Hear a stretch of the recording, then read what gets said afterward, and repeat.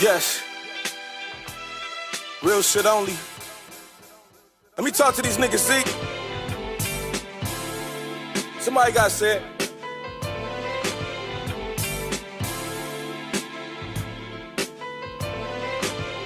Shit. You niggas run the IG for inspiration, cause your immediate circle ain't good for shit but hey. Me and Blends talk about this all the time, and I heard you speak to it. Also being from Saginaw and having places like Flint around and Detroit around. Describe that, getting that extra edge because of how they looked at you guys. Not Flint in particular, because Flint, we always say like Flint, Saginaw, there's a connection. Okay. Like we both small cities, 25 minutes apart from each other. Both cities ran on plants. There's a big General Motors in Saginaw. At the time, there was a big General Motors plant in Flint. So we kind of the same. You know what I'm saying? The same thing that's feeding their city, same thing that's feeding our city. Mm-hmm. So you kind of got the same type of people. Detroit's totally different. Mm. And Detroit always looked down on us. So for us, from Saginaw and Flint, we always know, we got to go beat the shit out of them. Mm-hmm. And as you grown older, as I've grown older, it's love. But as a kid, I hated Detroit. They thought they was better than us. They joke on us at the AAU tournaments. They look down on us. They're going to get higher ranking than us until we just go out and prove everything that we better than them. All of that. And so coming from a small place like that, but being next to Flint, who also dogs, and you got to beat them. We're in the same conference. It's called the Saginaw Valley Conference. But all the Flint schools was in the same conference. Okay. So it's us versus them, neck and neck all the time. And then you got Detroit. That's it's us. It's the city. Y'all ain't, what y'all doing? Y'all don't even exist to people in Detroit. Saginaw, Flint don't even exist to them. They can care less. There's people that live in Detroit that's never even been to Saginaw.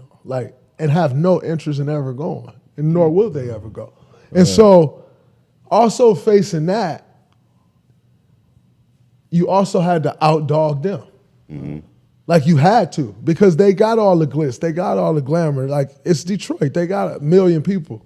They got all the teams. They got, you want to go to the casino, you got to go to Detroit. You want to do anything nice, you got to go down there. Right. So they know that. And they treat you as such. Mm-hmm. And so I lost to a Detroit school one time in high school. Over your whole high school career? One time. And the one time I lost, we beat that team a week before. Then there was another Christmas tournament. They scheduled us last minute, y'all play them again. They beat us the next week. Okay. So one time I lost to a Detroit school. That was my sophomore year, by the way. I never lost to Detroit schools, but because it was such a big chip, we can't lose to them. What they think? We so much better than them. What they think about it? Like I said, it's love now, and I grew to love the city and love what it's about and love the people and love the culture.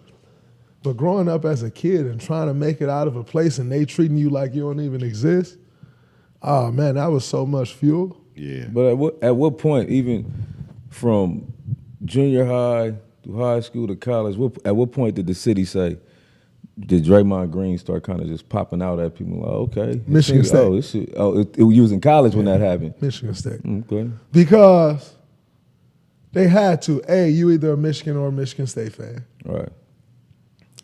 Kalen Lucas on my team from Detroit. Mm-hmm. Darrell Summers on my team from Detroit. Derek Nix on my team from Detroit. Keith Applin on my team from Detroit. Brandon Kearney on my team from Detroit. So at that point, you can't hate me. Everybody from Detroit on my team. You kind of got to love me, and we winning together because we win. So we winning together. You kind of got to love me in some form or fashion, but also you got Manny Harris and Deshaun Sims at Michigan. Right. So there's some Detroit fan base with Michigan too, but you kind of gotta accept it. And then as I started to grow and became who I became in college, then there was more love. Right. For sure. So I would say it changed as I grew through college.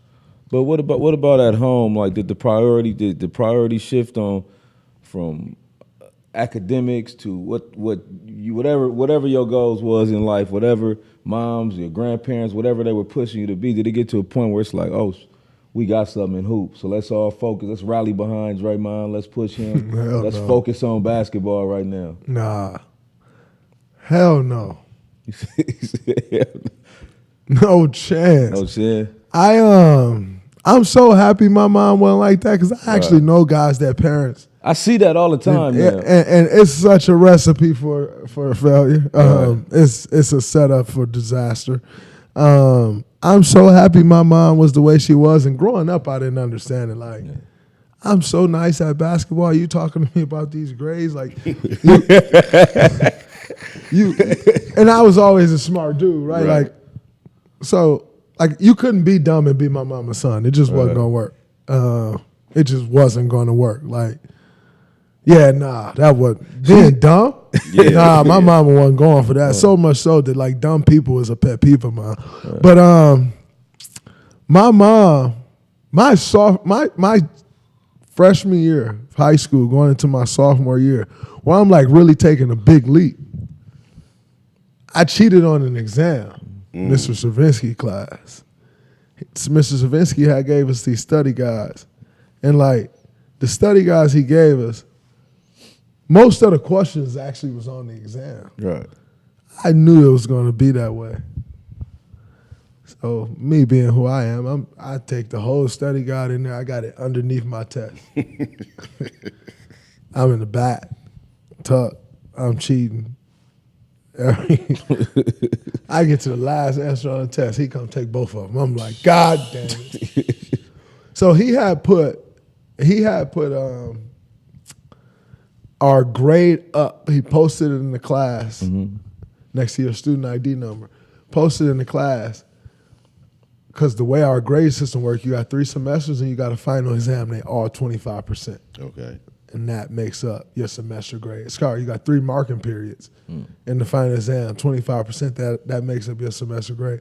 So he put all our 3 marking period grades up where we were currently at that point, which is the end of the year, in the class, and then with a 0 in for your final exam. So you know what you need to pass and so on and so forth. I had a D- with a 0. So meaning I already passed the class with 0 as 25%. So I was doing great. Right. Like my grades were great. Right. I needed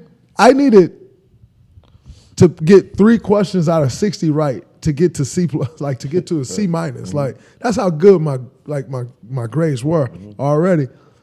So I'm cheating, and I knew the stuff, but I'm cheating like an idiot. I ain't about to study. I cheat. I get caught. I get a D- in that class. My math teacher, who was my aunt, we had a big math project, huge math project we had to do for the end of the year. And I copied one of my boys, like screen print, changed nothing, copied everything, turned it in. She called us, she like, yeah, I'm failing both of y'all. I just told the truth. No, you can't fail Mario. He actually did the work. I cheated. Like, don't fail him. He did the work. I cheated. So I got an E in that class. I failed the class. My aunt's class, I failed the class in a D-. This is after having a 3.4 my first semester. I just completely took it off. She didn't let me do anything that summer. She took me off AAU basketball. We were going to the Izzo shootout at Michigan State, my dream school. Didn't let me go. Marshall Thomas, the OG in Saginaw, Godfather. He come knocking on the door. She like, I don't care who y'all send. Y'all can send God himself to this door. He ain't going. Because if he fell out and he don't make it, y'all gonna be on to the next kid and not care about him. And that changed my life. That's crazy. And that's consistent to, from what I know of her today, she's still that way. I'm still scared of my mom to this day. I don't.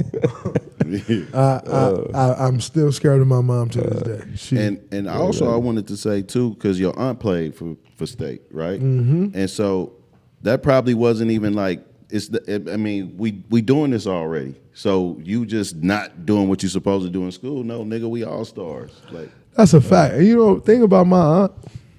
My aunt at one point was one of the top women basketball players in the world. All through high school, like she went to all the camps. My aunt used to leave the house. News stations used to be following her, like as a kid. Like she was so good. Trojans legend. Absolutely incredible. She still to this day thinks she the best in the family. I think I finally put that to bed. But my aunt was amazing, and like You couldn't just let her have that? no, it's over. No chance. I took that. That's a wrap. She had it for a while. I snatched that. It's over. You know how you got that relative that cook real good, that you know what I'm saying, but then you start messing around yourself, you be like, hey, but you just, all right, I'm gonna let you. Yeah. Well, we ain't gonna publicize it. I'm gonna let you have it. Your macaroni's still the best. We can roll with that. You didn't let her have it. No, she know. I'm the best in this family. Bar none. She understands now. She knows. She used to say it all the time. She don't even say it no more. She know. I put it to bed. Actually, in her junior year, when she stopped playing, right, she had a baby. Yeah. And their team almost forfeited because of it. She was so great. She got pregnant. And she got pregnant as a junior in college at Michigan State. She was so good. And she just went to Michigan State because she went to Howard. She followed one of her teammates to Howard. Now, she number one player in the country. Number one players in the country at that time ain't going to Howard. Nah. Still really not today. She goes to Howard, follows one of her teammates that she grew up playing with. And she get there, things ain't what she thought they was. She called my grandma crying, like, I got to come home. She leave and go home. My grandma called the coach at Michigan and the coach at Michigan State. Whichever one of them called back first, that's where you going. Michigan State called back first. That's where she went. Wow. Damn. Coach Karen Langland called back first, and she went to Michigan State. That's amazing. And she was incredible, man. I was scared of Sparty growing up as a kid. I would go down there. She lived in North Wonders, which was the dorm that I lived in, right across the street from the Braves. And I would go down there young and, like, cry like, oh, man, like Sparty scared the shit out of me, man. I used to cry so bad with Sparty. But I remember going to North Wonders to her dorm and all that, and then fast forward, it was deja vu. So is that like big impact on your influence from being a state, like, or just growing up going to the games, or was it actually her? Growing up going to the games, her playing there, she always talked about Michigan State. And you know what really made me love Michigan State, and it was her that made me love them, was the Flintstones. Mateen Cleaves, Charlie Bell, Antonio Smith, All amazing. Morris Peterson. I used to have this shirt with those three, and it had Robert Smith in a football Michigan State uniform, Flintstones. And she loved them so much, and she knew Mateen them, but she loved them so much, she like, y'all cheering for them. Yeah. Like, and it's Michigan State. This is who we cheering for. And so I had, like, it was bred in me. Right. And then Jay Rich go there from Saginaw. You know, like, we all rooting for Jay. So Charles Rogers go there at football. Lamar Woodley go to Michigan. Jerome Jackson go to Michigan. Lamar, that's my OG. So I will admit I rooted for Michigan football for those years. I was always rooting for Lamar. How did the Tubby Smith thing come in? So Tubby Smith, check this out. So my high school coach played for Tubby Smith at Tulsa, which their team just went into the I just saw Tubby Smith when we played in Charlotte, man. First time in years. It made me so happy. My team, my coach played on his team in Tulsa. They just went into the Hall of Fame. Tubby and him still had a relationship. We go down to the game at Kentucky. Tubby started recruiting me. We go down to the game at Kentucky. They playing against Florida. And they playing against Florida when it's Joakim Noah, Torian Green, Corey Brewer, Al Horford. They playing against Florida. College game day there. We walk into the arena on the concourse. Standing from me to you, you have to scream to hear me. I have to scream for you to hear me. You have to scream. Like, that's how loud it was. I could not believe somewhere was that loud. Yeah. It's crazy. We go in the game, it's so loud. Joakim Noah, and Florida ended up winning. Joakim Noah doing the gator in their fans' face. It was so incredible. It was such an amazing visit. I committed on the spot. My mom found out I committed to Kentucky on like, that's when it was message boards. Right. My mom found out on the message board I committed to Kentucky. There was no chance I was about to go home and tell this woman that I committed to a school that she have not been to. She ain't visited. She ain't done anything. I just committed. There was no chance I was telling her. She found out on the message board. My mom didn't talk to me for a week. She didn't say a word to me. She walked past me Shit. like I was a bum on the street for a week. Would not say a word to me. Too crazy. She then, that following weekend, a week after a week of not talking to me, she goes on her own. She go down to Kentucky. Meeting with Tubby, see everything, go to a game. She came back and she said, son, I just want you to know I'm so proud of you. Don't ever make a decision like that without me knowing. And I better not ever find out anything about you on the message board. But I see why you committed there. Like, I understand why you committed there. That place is amazing. She goes on and on and on. And that's how it happened. Tubby called me on a random day in March, like, Draymond, so happy to have you committed as a player. Looking forward to you coming. Unfortunately, I got to get out of here. I can't stay here. It's very hard on me, my family. Like, and I just need to leave. I'm going to take a job at Minnesota, and I would love for you to come with me. Like, all right, coach, cool. I appreciate it. Next day, open that recruitment up, brother. I love you, Tubby. I'm not going to Minnesota. Because he was your reason for. Okay, so he was leaving you out. No, I'm out. I wasn't about to go play for Billy Gillespie. Yeah. No way. I'm out. I did not expect that story to be that. I did not but I was wondering. I was like, I never knew this Kentucky story, and then I did the research, and I just looked. I was like, God damn, like this is because you bleed green. Everybody noticed. Everybody noticed. You know what I'm saying? And then your aunt, and I just figured the influence of her, and I figured you were so young, and just the exact story you told. But then I was like, how did this happen with Tubby? All right, so I'm gonna tell you how it wasn't Michigan State. So my sophomore year, I was up on an unofficial visit at the same time Chris Allen was up on an unofficial visit. And we did everything together. And Chris Allen committed that weekend, and I committed that weekend.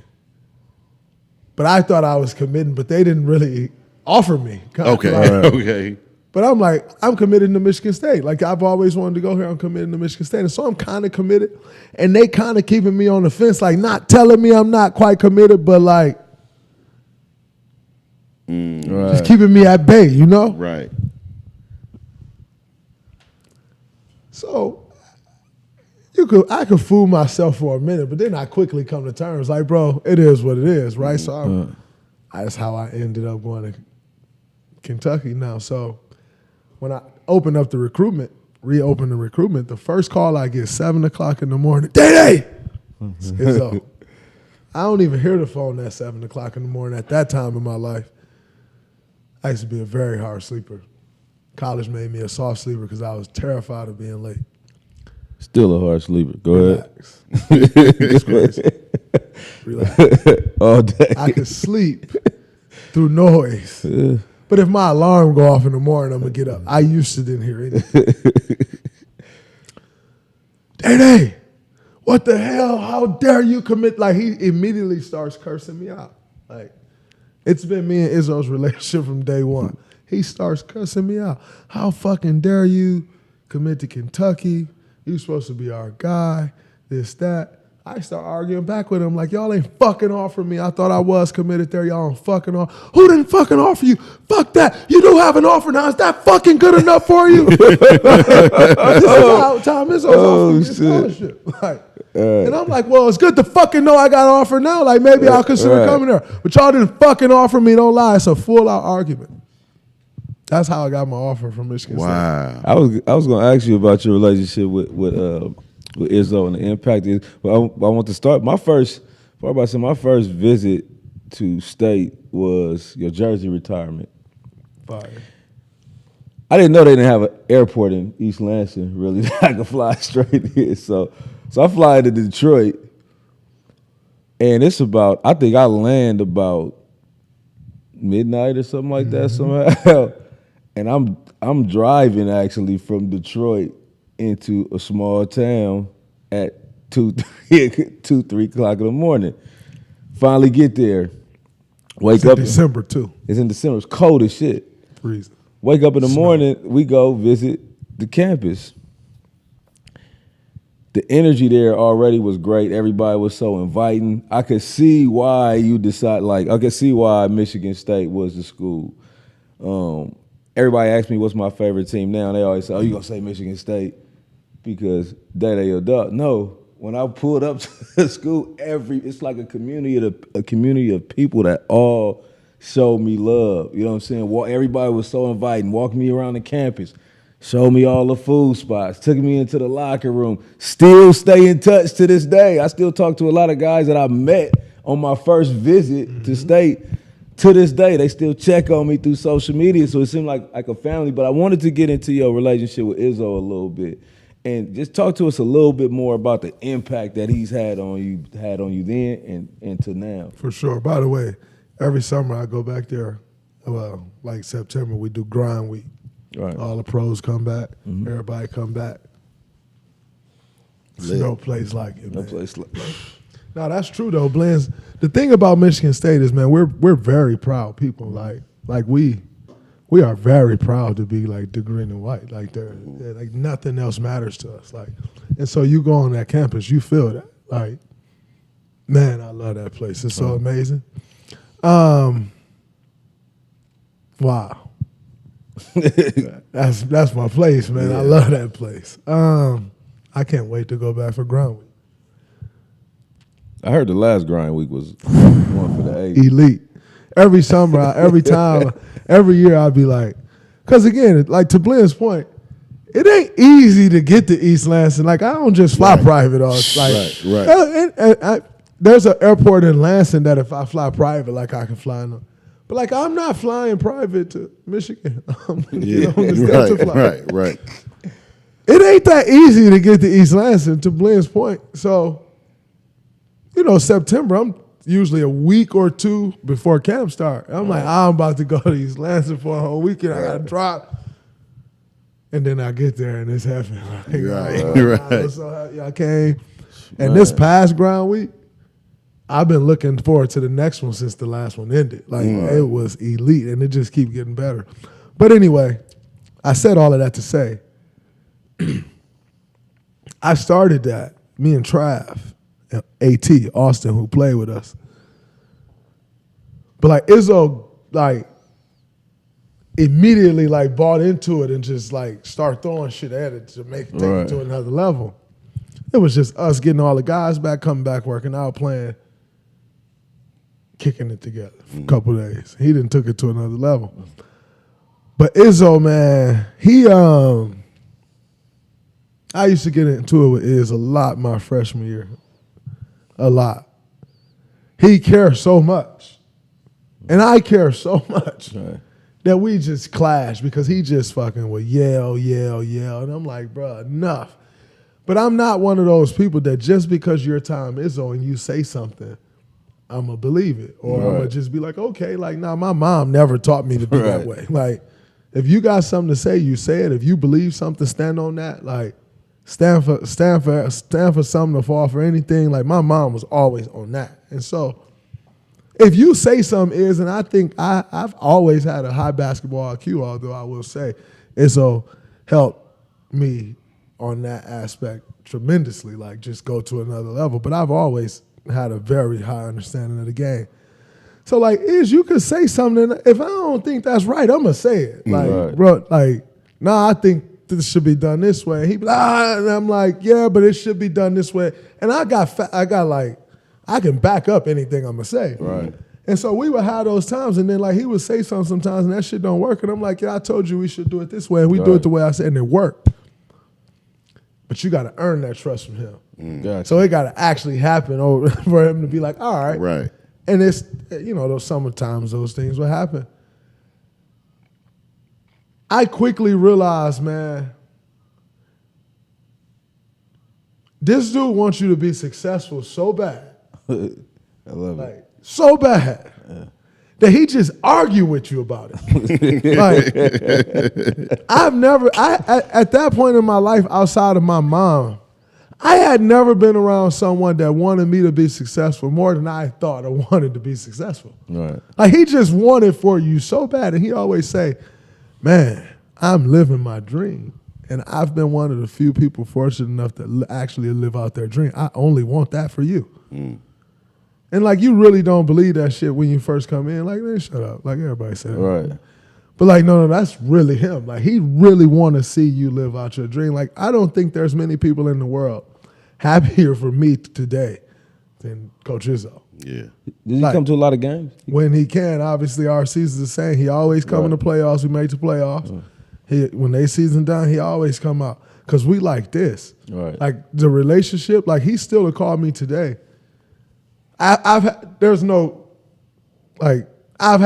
be with a franchise for 13 years and your name not Steph Curry. Right. You're going to have some problems Definitely. with that franchise. Like it is a marriage, right? Like every day ain't happy. Mm-hmm. Like that's just what it is. Right. And so I've had my fair share of fights in that organization, not literal fights. I've had one, but that's neither here nor there. But like I've had my fair share of battles. Battle with Steve, battle with Bob. You name it. It's 13 years. What's the biggest difference in their coaching styles if you had to compare Izzo to Coach Curry? Well, I'm going to finish this answer, and then I'm going to give you that answer. Yeah. Because I got to flex about my guy Izzo. Yeah. So, battles. When it's all going wrong for me, as great as I have the greatest agent in the business, they don't call him. They call Tom Izzo. And he take every call, and he will fly out here. Right. He flew out here one time. I was having an issue. He flew out here more than enough, got on the red eye, and made it back for practice the next day. He's like, I had to come out here because this is some bullshit. I noticed that I noticed him coming. And he's come out here to get at me about some shit that I had done. He's come out here to morally support me when some things have gone wrong. I got suspended, different. Like, he's always been there for me. And I always say, I hear other people talk about their coach from college. And most guys, I feel so sorry for them because they hate their coach. And I couldn't imagine. Like even my life today without Tom Izzo, and I couldn't imagine that. And so to like speak to some of these guys like about their college experience and about their coach, like it'd be baffling to me. I'm like, you really went through all of this with this person, and that's how you came out feeling? Man, I came out feeling like, still to this day, just take my right arm. Right. If it's the right arm of him, here, have it. Right. My relationship with it's one of the better relationships in my life. Like, he's still a coach to me when he need to be a coach, but that's like one of my best friends. And I still to this day will call and cuss him out. Like, that's some fucking bullshit. I saw you do this to this kid when this kid did this, and that's bullshit. And whatever. Or you sucked last night. Right. You kept guarding this screen like this. You fucking crushed us. Like, goddamn. And he take it on the chin. I was going to how he respond to He stuff take like it on the that. chin. All right, Draymond, you right. I fucked up. I got you. Yes. Real shit only. Let me talk to these niggas, Zeke. Somebody got said.